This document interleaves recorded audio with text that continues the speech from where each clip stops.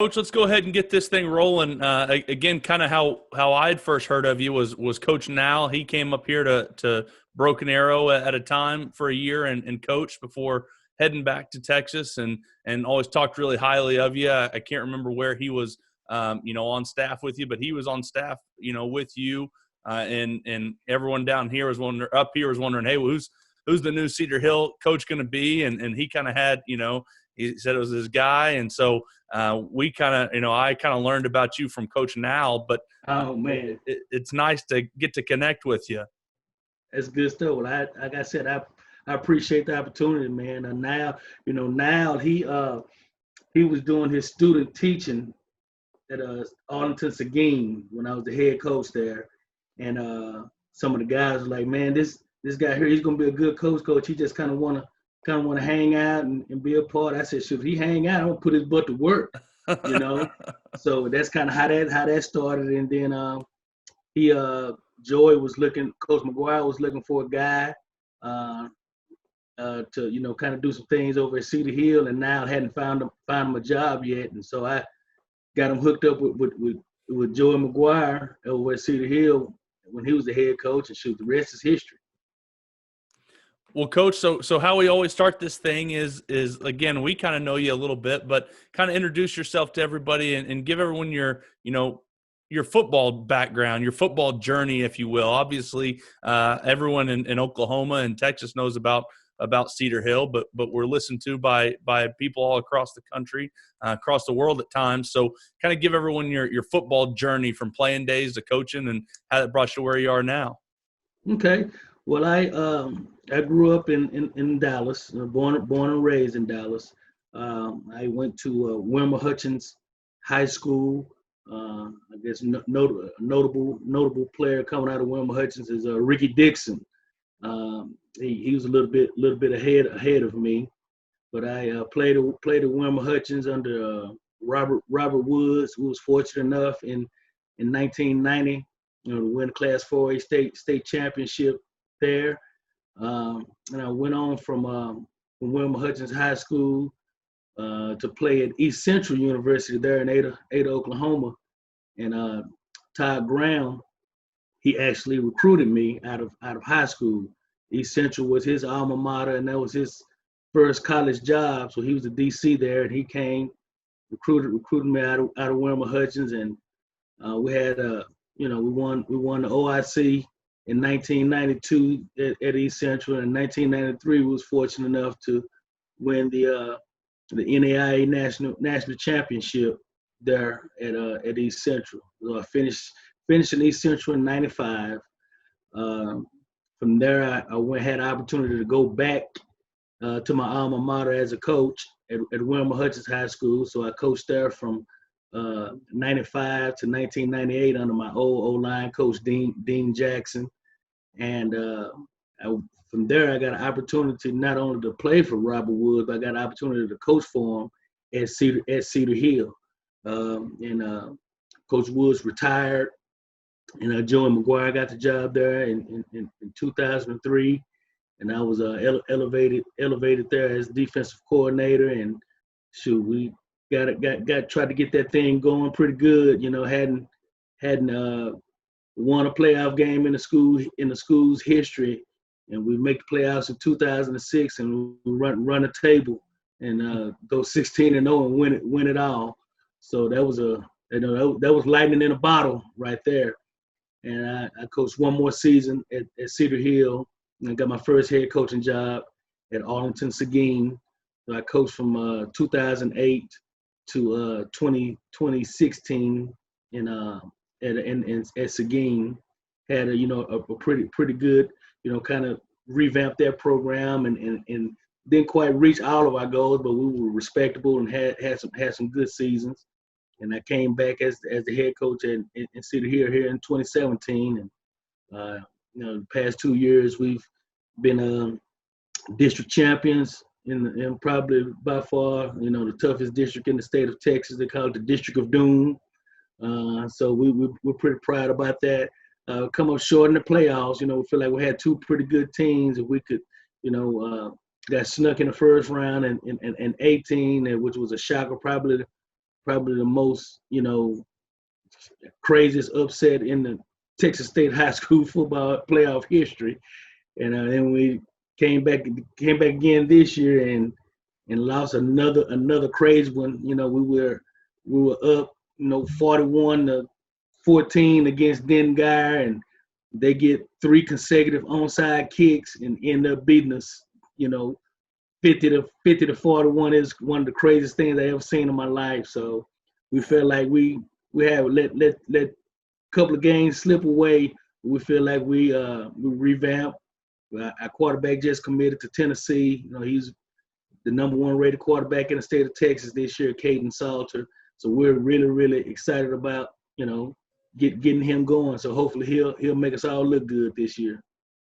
Well, Coach, you're not lying. When brackets come out and we're in Oklahoma looking at ours, and then you look down at Texas. I've always kind of said I think that, and just by having us come down to certain Texas teams, there's some top tier Oklahoma teams that can play with or even beat some of the top tier Texas teams. But where Texas is so far and above is everyone is so close to the top tier. The guy that wins state and the team that gets beat out in the first round are so close. The amount of talent throughout is really just unbelievable, and especially like you said in the district that you guys are in, the playoff run that you guys got to make is unbelievable.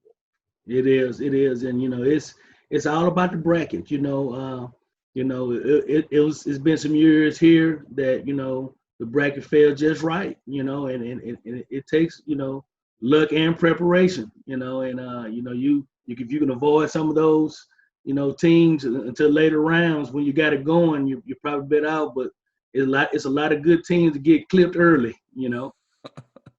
That's exactly right. So, Coach, I'm excited. We're at a high school at Broken Arrow that's a big 6A high school in Oklahoma. And so the tough part, I think, for our head coach, I would assume, is, he was a offensive line coach. And so he's got a really good group of kids, and he's used to being around 15, 20 kids managing that. And then you take that step up and you got 150 kids in your program, just sophomores to seniors. How do you deal with having so many kids that you're coaching? I mean, it's more than a college. I mean, those colleges only allow 120 some kids, and and you're responsible for 150 and knowing all 150 kids, and also being a football coach. That's on top of just going around and making sure 150 kids, like you've talked about, have something to eat, are doing their homework, and that's not even the football stuff. How do you try to manage that and go through that with so many football players? Well, any good head coach will tell you that their success is going to depend upon how well and how relational their assistant coaches are with their kids in their position. We cannot. We're gonna put a high premium on making sure that we build those relationships. So I put a lot on my assistant coaches. I oversee it all, but my assistant coaches, they have to really get in the trenches with their kids and be the eyes and the ears of the program to know what's going on. And for me, I have to have a relationship with the kids where they feel like at any time they can come to me. At any time they can, they can express their concerns without, getting their head chewed off or without any kind of, friction being involved with it. So we have to make them feel comfortable, because if not, you won't get to all of the kids in your program because they don't feel safe. We always talk about Maslow's hierarchy of human needs, and that safety and that belongingness, man. I think for teenage boys, that's a big piece.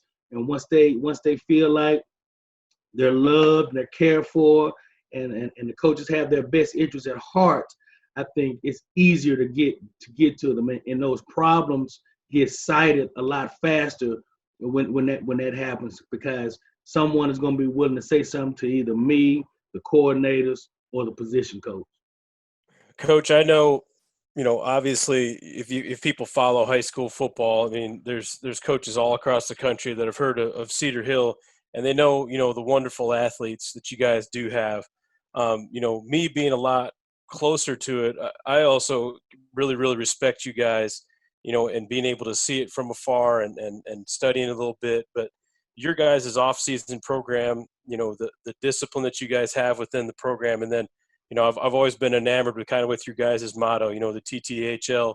Can you talk a little bit about, kind of that, not only the tradition and history of Cedar Hill, but, what are some things you're trying to instill in your program? Because it's not all just flashy, fast, great athletes. There's a lot of preparation and discipline behind what you guys do. Absolutely. Brady, it's amazing that, sometimes those things get lost in the sea of athletes. And if you ask any coach that has had a talented team, have had a stream of talented teams, that coach will probably tell you that those teams with the rich talent are a lot more difficult to manage than those teams that probably were less talented. Managing the discipline, the egos. It's with a lot of talent, it's still just one football on that football field, and you have to really. You have to really. We just call it our operations. Have to be really tight, and we have to really be able to make sure that we delegate, and not only that, make sure that those guys are feeling like they're being used. You talk about the tradition of Cedar Hill. When I first got to Cedar Hill back in 1998, Cedar Hill was kind of the doormat of the district. We went 3-7, we went 2-8, we went 4-6, and the strange thing about that is that we always had talent. We always had a stream of talent to run through Cedar Hill. And when Coach McGuire took over in 2003, we felt like, Coach Woods, when I played for Coach Woods, and Coach Woods was a split veer guy, and we played a 6-1 defense, read defense, and during that time, that's when the evolution of the spread, and if you remember Sam Harrell, his first stint at Ennis with Graham Harrell, his son, and all those guys, they were throwing the ball around, and we felt like we had those same type of kids. We had those same type of athletes, and that's kind of how TTHL came about. I told Joe, I said, man, we got to turn these boys loose, and that's what it turned to turn these horns loose, turn those horns loose, and once we turn those guys loose, we attack more on defense. We spread the ball out on offense. We got our guys in space, on air, and it just became trouble. And as we began to really reinvent ourselves, we started to gain some momentum, and the psyche and the identity of our team began to change. And then in 2005 we won the district. We played Allen in the first round, and we lost a heartbreaker down there, and our kids were sick. So getting into how we started to begin to operate our discipline structure after 2005, we felt like there was something missing. There was something missing in our program, and we felt like we needed to do something to gain the mental edge, and that's when we started our boot camp in off season. And the Cedar Hill boot camp is probably nationally renowned now, just because it's something that we believe in. I know a lot of people don't believe in boot camp, but we feel like the boot camp, there's nothing physically strenuous that our kids can't do in boot camp, but it's more about the details. It's more about the small things. It's more about the discipline, and it extends not only in that class period, but it extends all the way into the classroom. We have boot camp standards. As soon as you walk on campus, your shirt has to be tucked in. You can't sag. You can't have your ear pods on in the hallway.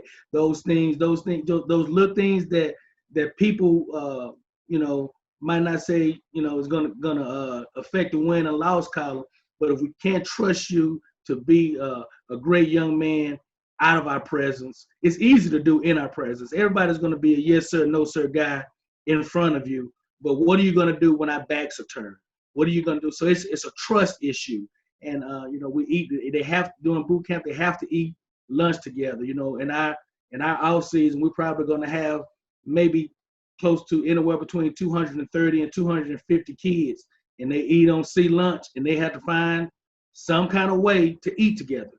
On Monday, Tuesdays, on Monday, Wednesdays, and Fridays, they have to dress alike. So we find little things to make sure that we can trust them. On the field. If we can trust them out the field, we can trust them on the field. The football has always been the carrot, and they're going to do what's right for football. But are you going to do all the other little things right? If we get an email from a teacher, that little Johnny not behaving up to her expectations in that classroom, now when they come to boot camp, they have to get into what we call the circle of infractions. Anybody that get in that circle of infractions, the whole team has to do some type of corrective action, some type of punishment, because one person did something that was not, above the line according to our standards as a football program. I always tell them, and the kids smack their lips and be upset about it, but it's just like jumping outside. They don't just move the person that jumped outside 5 yards back; they move the whole team back. So we try to ingrain that mentality of doing things right all the time. We have an opportunity when we go to boot camp. We have a week of classroom instructions where we go over our core values and we go over some key words and some key things. We're real big on the BCD, no blaming, no complaining, no defending. Those things those attributes that we want them to master during boot camp. And above all, we want all those things to carry over into the season, or else boot camp was a failure. That's our takeaway. That's our litmus test: is have our boot camp mentality carried over into the actual games and practices during the season. And that's how we try to make sure we maintain that discipline. Discipline those athletes. Everybody is the same. All the prima donnas. When we have to do push-ups, we probably do 10,000 push-ups a day, and they got to do them. There's no hiding. The coaches turn into drill sergeants, and they're very demanding, and that's how we maintain that discipline of everybody in the program, regardless of your stature. Coach, I'm curious. You're exactly right. It's nationally known about boot camp. I kind of have two questions. My first one though is, what are you doing with those kids that are baseball players or basketball players or they're in track? Are they able to get boot camp at a different time? Do they just, they're at their other sport, and so they'll just kind of get in where they fit in a later date? How do you guys, work that? Because I do know that those other sports are, especially in Texas, are very, popular to have kids playing multiple sports. Right. Typically, and it just depends on how far the basketball team goes. Boot camp is just beginning when their season is over with. Okay. Now, if they make a deep run in the playoffs, of course, those kids continue to play. But when the basketball season is over, those guys that play football, they will come right on in to boot camp. Baseball, if you're not on the varsity, if you're not a varsity baseball player, myself and Coach Collins, who's the head baseball coach, we have a great relationship. So he allows those younger guys, those freshmen and JV guys, if they're not on varsity, they go through football. So they're not even in the baseball period. So if you're not directly helping the varsity baseball team, then you don't miss boot camp. So that's at Cedar Hill. There's not very few just great. There's very few very great baseball players. So we'll miss maybe one or two kids to baseball So we'll typically find out those kids kind of they'll miss out, but they are getting that actual. They're competing. If they're competing in the spring at a high level, I'm good with that. And in track and powerlifting, those work hand in hand. Everybody does that. So if our powerlifting, we have 2 sessions. We have a morning session and we have an evening session. Most of the track guys, we still go through off season. So where our schedule is our off season period is right before the last lunch. So we get it in the middle of the day. So the track guys typically go to their morning lift, they go to off season, and then they go to track after school. So boot camp is from when school starts at 8:15 and it's over at 3:45. So they'll get the boot camp experience throughout the day, and then after school they'll get their whatever their extracurriculars are. That is awesome. And just another reason I think that when you look at some of the top-notch programs is how they develop all those extra things into it. I mean, it's really easy to say that, hey, we're going to have this boot camp, but then you lose, half your kids because you don't have a relationship with the baseball coach, or you don't have it figured out with track where those kids can do it. I think that obviously what sets you guys and the other great programs apart is that you've thought those things through, and that you've worked, and that you have a good relationship with all those people, and that they've got a good relationship with you and understand what's big or what's the most important for those kids. Absolutely. So, Coach, my other question with the boot camp was, you guys come in and start boot camp, back whenever you guys started it. Was there a lot of – because I think there's a lot of coaches that would like to go into a high school, start this, have this, it's obviously such a benefit. Was there a lot of pushback from the kids? Was there a lot of pushback from the parents? How did you guys, obviously you not being the head coach at the time, but I'm sure you were around and heard it. How did you guys deal with that? If there was some, how did you guys, traverse that time of starting boot camp? Well, I tell you what, Rowdy, those kids at Cedar Hill, they are a special breed of kid. First of all, they want to win so bad, and like a lot of kids in great programs, they are truly coach pleasers.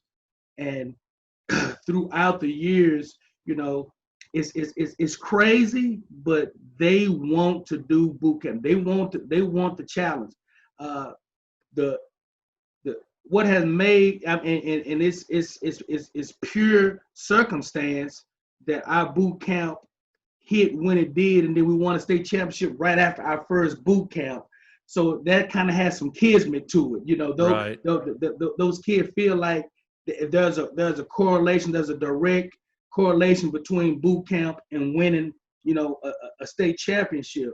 So the embrace of the boot camp by the kids, by the community, by the school is overwhelmingly favorable, just because they understand that, the fruits and the harvest of what a good boot camp can produce. So there's really no kickbacks. Even if there's so much of a favor for it. If you speak against it, you're going to be the outcast. You're going to be the one that's going to have trouble with it. They embrace it to the nth degree, and they understand that it's not personal. They understand that we're going to be only as strong as our weakest link. So we push them to the brink, and we tell them, man, we try to make somebody quit. In that circle of infractions, I get with our band director, and he brings one of those big orchestra gongs, and we put it in the middle of that gym. And anytime you feel like you've had enough, it's just like on Saving Private Ryan and all those other Navy SEAL movies, go ring the bell, go hit that gong. And those kids, they view it more as a challenge, and the coaches are doing everything that we can to try to break them, rebuild them up, and it's embraced though. They want the challenge, but they know if they can beat boot camp, we're going to have a good season. Coach Lynn, obviously with the story past and history and the great players you've had to come through, I'm interested to hear, kind of some of, your stories of success, maybe guys that have come back and, maybe it's a story about, man, I got married, or, whatever it might be, being the head coach and being that role model. I think for so many kids, there's got to be, a few cool stories that, from Cedar Hill kids who maybe came up from, rough beginnings and all of a sudden had some bumpy roads, but came out on the other side of the football program and have been a real success in life. Absolutely. We our current offensive line coach right now, Adam Shedd. He played at OU and played at had a stint with the Chicago Bears at offensive guard. He's one of those stories. Shedd was a big teddy bear back in the day. He started off as a band kid and man wasn't very aggressive and man turned out to be dang all-state player and went on and was a real big contributor there at OU and had an opportunity to go play in the NFL. And we have Chris Francis, who played linebacker at Baylor, and he's famous for the 4th and inches goal line stand in the state semifinal game against Garland that propelled us into the state championship game in 2006. He still comes back and he does our Saturday morning recovery workout, and he does fitness and training for a living. So we have those guys that peep in. We have Chris Wesley, who I remember him as a dadgum 4th grader at Little Longhorn Camp. He's his father just passed this spring, and he's now the senior pastor at a local church here, Antioch Fellowship Missionary Baptist Church, and he's our FCA character coach. He comes back and pours into all levels of our program, the freshman, JV, and the varsity team every week. So those kids, man, I was talking to Coach Gilbert, who's the head coach at Lancaster last night. I was talking to him. We were just talking. I was talking about our sidelines on Friday night, and he just cut me off because he's been to a couple of our games. He's like, man, everybody is on y'all sideline, and I said, man, that's just the Cedar Hill love. Our athletic director, Melanie Benjamin. She's been at Cedar Hill her whole career, over 20 something years. And when those kids come back, man, we just love to see them, and we want to make them still feel like they are a part of that Longhorn culture, just because they helped to build it. They were the greats. Some of them laid the foundation and the groundwork for where we are today. So all of those kids are always welcome. Our sideline is a who's who sometimes on Friday, depending on what colleges are doing. And this year we our rivalry game versus DeSoto, man, it was crazy, man. It was over 30 college coaches on the sideline, and all of our kids that are able to travel back for that game, come back to see that game. It was jack butt cold this year, but it was great. So we keep a good line of communication open with our alumni and those guys that come back and try to really pour back into our program. Dreyfus Jackson, who was a quarterback for us, probably one of the most prominent quarterbacks, played at Rice, and he had started up a quarterback school. He came back and poured into some of my kids. So they're always coming back to lend a helping hand. There's so many stories, Brady, man. I can't choose just one. It's so many, because our kids, they love it. They love it. All our alumni, they love it. Some of them I got a chance to coach, some of them I didn't, but that Longhorn love is always there. That's funny. You mentioned Adam, who was at Oklahoma. I actually got to work out with him in Houston when we were getting ready for college. Whatever they are, senior workouts for the NFL. A great offensive lineman, really, really smart kid. Man now, but it's a cool, kind of blast from the past name. But there's even, kind of, and I believe they came from Cedar Hill. Now there's a school here in Oklahoma, Jones High School. I believe their coach came from Cedar Hill, and you go to their game, it's a lot smaller, but it's almost like they transplanted, Cedar Hill over to Jones, Oklahoma, and they're turning the horns loose. And unfortunately, the time I got to watch them, they beat my dad's high school team. But it's cool to see, their warm ups, how they come out.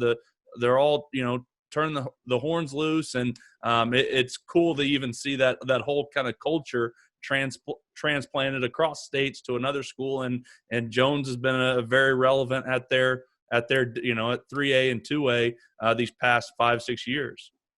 Yeah, Dave Martin. That's we call him Billy Jack. He was a baseball guy.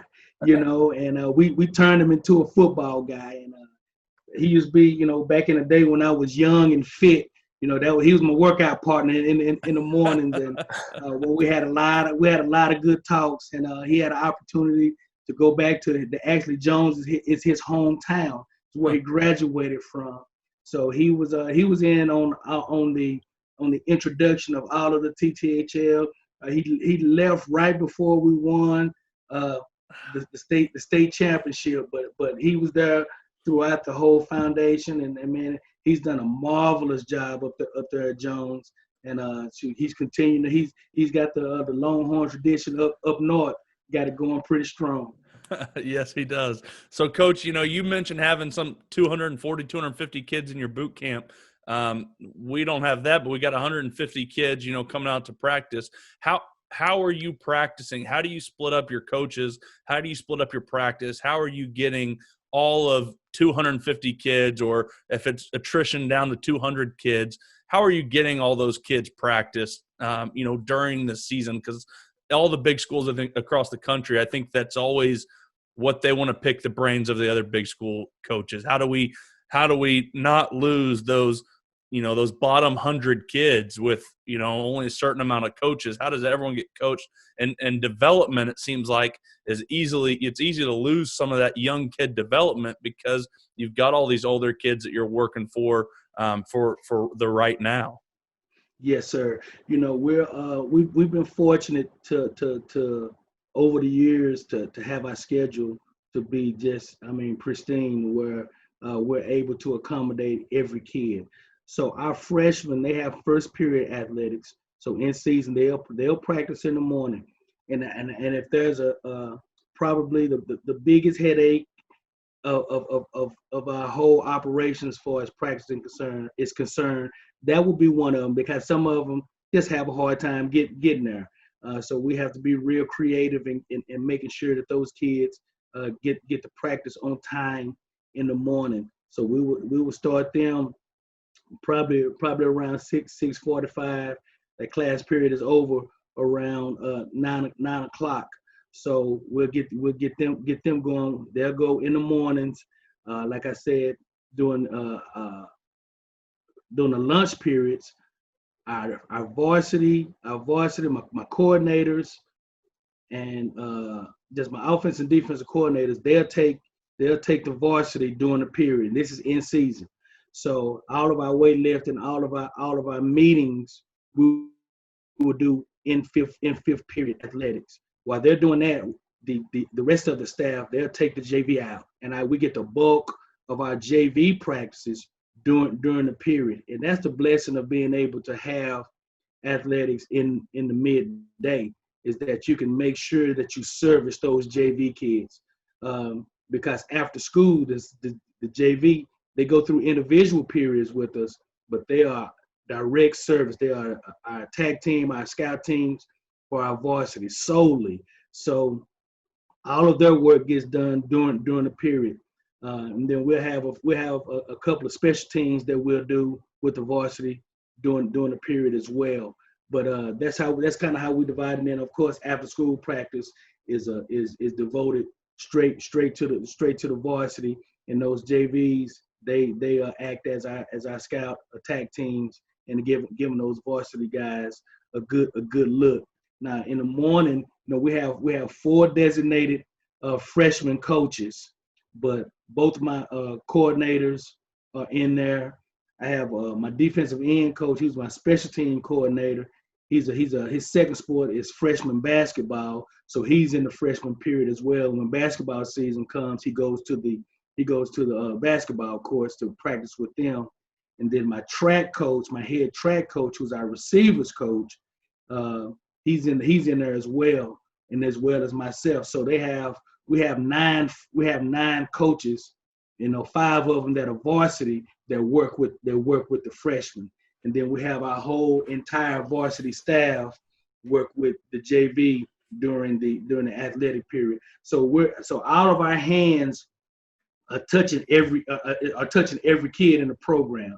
So that's how you really get to know them. You really get to keep them. And of course, freshman coaches they can be dictators, and you have to let those guys know these kids are 13 and 14 years old, and your job is to make sure that they make it through the 9th grade and get to JV football. You can go 10-0, you can go 0-10.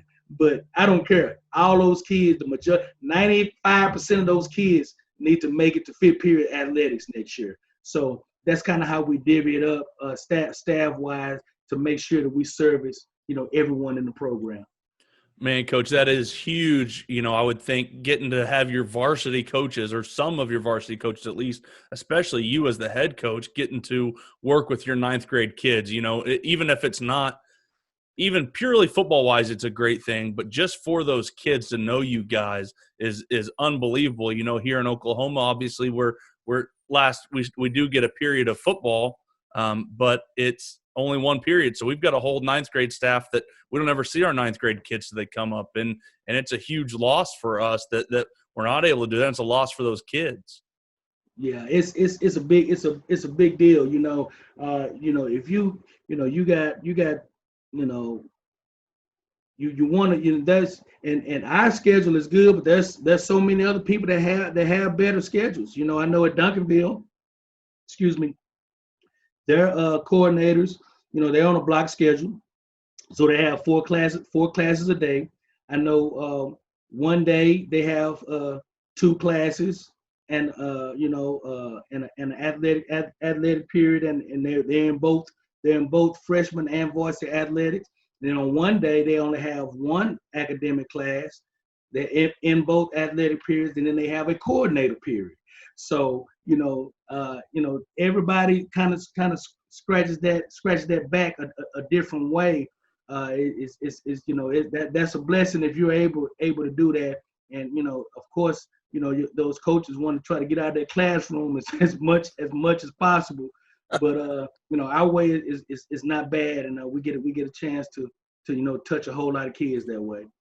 That's exactly right. So, Coach, you guys, I believe, have all your JV games on a Thursday, and so you guys almost truly have, and especially with how you guys split up practice, you've got a true junior varsity team and you've got a varsity team. How does that work with you guys deciding who's on junior varsity, who's on varsity? Do those kids have a chance through the year to bump up due to injury, or is it your 1s, 2s, and 3s are with varsity? How do you guys work that in? And mostly, again, if we've got a tweener kid, a kid that's, the 6th best offensive lineman, in Oklahoma, we have a junior varsity on Monday. And so that kid can play on Monday, get a ton of reps in a game, and then he's ready to go on a varsity night, on Friday if an injury were to occur, where with you guys playing the night before obviously makes it a lot more difficult. How do you as a head coach structure that with who you want on which squad? Well, and it's crazy that you say that. We use spring football to our advantage. When we finish spring football, there should be very few question marks. There should be, we get 30 days to get 18 workouts in, and we'll typically have 4 scrimmages, and the 4th usually is our big spring game scrimmage. So we have an opportunity to evaluate those young kids throughout their process. At Cedar Hill, we have a large.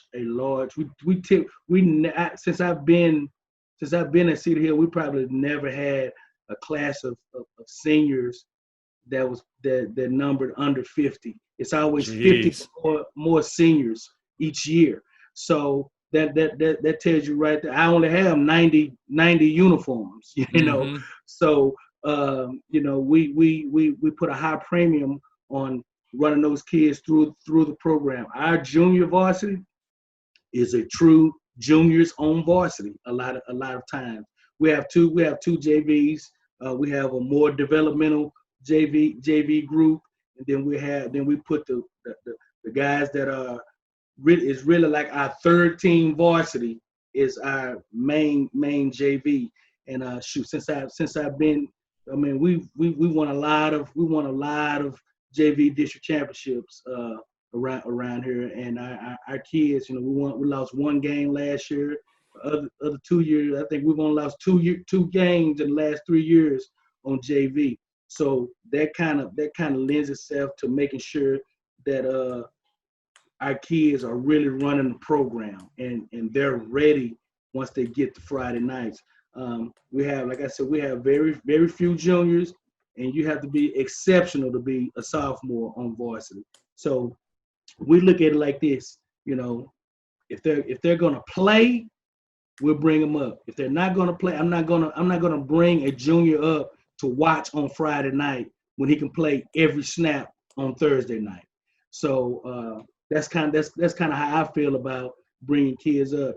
If we bring somebody up that's just gonna be on special teams, you know, we'll do that in the playoffs. Let that kid go get some quality reps, so that when it's time for that kid to play, if he's not in that too deep rotation, you know, then it's gonna be hard for him to make that varsity squad. And, you know, of course, you know, those skill positions, receivers and corners, there's so many of them water bugs around there. You know, it's hard to get them on the field as it is. So you don't want to add to that by bringing those other kids up when they could be playing. So if you're playing on Thursday night, you're gonna play. We got 2 freshman teams, and we're gonna have 2 JV teams. You're gonna play somewhere. Everybody should be getting developed, and I think that lends itself in helping those underdeveloped kids really grow and get some experience and have a good experience, you know, playing the game as well. Coach, I'm interested to, you know, kind of hear how you guys practice. I mean, knowing that you guys are doing, you know, things in a period, an athletic period, you know, and then obviously after school, how long do you guys go? You know, what kind of tempo is it at? I think that's always an interesting thing for me to hear too. Yeah. You know, in the period, you know, we only have 50 minutes. So every day for them is helmets and shoulder pads. So when that, you know, they really got it probably by 7 minutes, you know, regardless of where you are in that building, you got 7 minutes to hit that back door, or everybody gonna be doing some up downs because your butt is late. So you can imagine what that looks like running down that hallway, those guys trying to get dressed and get on out there. So that JV practice, you know, we have it modeled to where every day they'll get a short individual, and then they'll service one another, while the you know, we have a JV red and the JV white. So if the red is normally our best group, so the white offense will serve as the opponent for that week.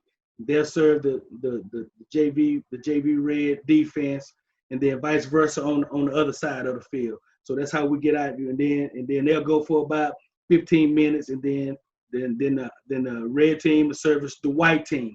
So we'll flip it. So we'll have a staff split, you know, with some of the offensive coaches down on one end and some of the defensive coaches down on the other end, and they find a way to make sure that everybody's getting coached up, you know. And you know, most of the time you're playing a spread team, so they're running our stuff. You know, the teams that's difficult will be teams like in our district, Mansfield High, who's going to get in there and run the trap, and they're going to run the you know, the zone sweep and stuff like that under center, which our kids probably have never seen. So that's always a cluster week, trying to prepare for teams like that. After school, you know, we'll start off with what we call our ABC period. Well, but even before that, the bell rings at 3:45. We'll get the kids in. We'll get them dressed. Meetings will start at 4 o'clock, and we'll go from 4 o'clock to about 4:15. Just kind of get them ready to kind of introduce the day to them. We'll start our stretching at 4:20 on the field, and then at 4:30 we'll start our what we call our ABC period, where we'll do a special teams period. Deep snappers, punters, field goal team, the returners. We'll do that by 15 to 20 minutes, depending on what we have that day. Then we'll go into our individual period, both sides, offense and defense. After that individual periods, they'll have some type of group period that they'll have, and we have an upper field and a lower field. The defense is on the upper field, the offense is on the lower field. So whenever we need, so if the offense is doing inside and the defense is still doing some individual, they'll send that, what we call them the attack team. They'll send that front seven down to be the attack team for the offense doing inside. Typically, we try to line them up and do them at the same time so that those JV kids can still get all of their individual time together. So the offense will send up the attack team for the defense. The defense send attack team down the offense, and then we'll do 7-on-7. Our 7-on-7 is good on good. So while they're doing good on good with the offense, the freshman coaches, all of the freshman coaches, since they work out in the morning, they come back after school to help facilitate the varsity practice. So when the varsity is going good on good, the JV is going good on good. So if the JV is doing inside, if we're doing inside and the JV has some stragglers, those coaches will take those JV guys and they'll do some inside. When we do good on good 7-on-7, the JV does good on good 7-on-7. So we'll try to mirror the practices that way. And then of course we'll do team and things of that nature. So once we do team or tag teams to go back as well and help on the other side of the ball. It's pretty simple. Mondays and Tuesdays are real heavy days on the grass. We're gonna get 21 periods on Mondays and Tuesdays. On Wednesdays we'll kick way back. We'll take everything to the turf. We won't be on the grass fields. We'll go to the game field. We'll work on the turf. We'll start out by doing a good on good blitz pickup. So now we'll do a whole line, and they'll call out the out defense. Be bringing their various blitzes. Offense will be working their various protections, and we'll be working those. And while they're doing that, we'll be doing one-on-one with the safeties, cornerbacks, and the receivers. Goal line one-on-one into the end zone. So those is how we'll start off on Wednesdays. Then we'll do team period, and then we'll come back and we'll finish up with a good on good 7-on-7, and then we'll run through at least 4 or 5 of our kicking games, and then that's it for the week as far as after school workouts.